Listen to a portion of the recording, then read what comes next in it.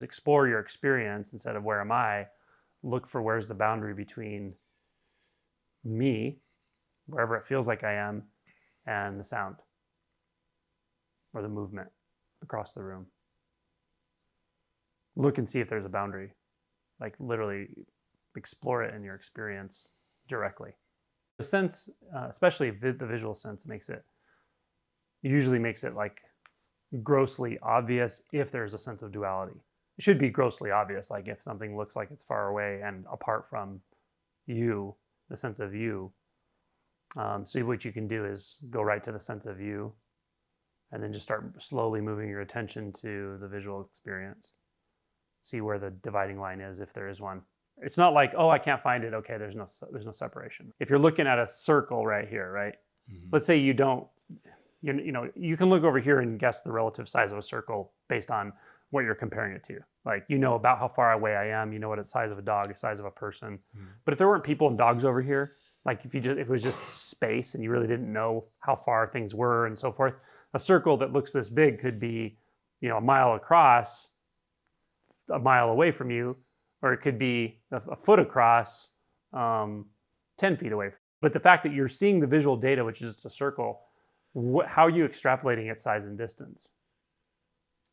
Not from the actual visual experience, that's my point. It's something that's happening afterward. And what you're doing is looking for where your attention actually has to go to create that illusion, because it is an illusion. Here means something, it's referring to something. And just explore and see what the heck it is actually referring to. Follow it back until there seems to suddenly be a sense of, oh, I'm here. Like, well, where did that come from? Did that change in the way it looks? When did I am here suddenly occur?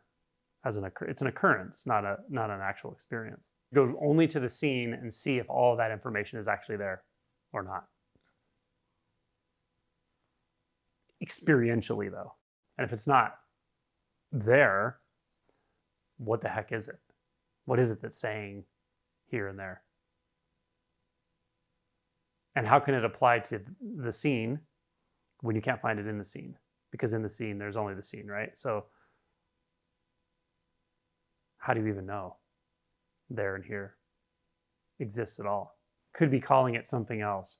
Like if your sense was hooked up differently, maybe you had sonar or something, I don't know. It could look very different somehow. Or if you experience space differently, for instance. Or instead of space, it was adding a value to it, like important or not important.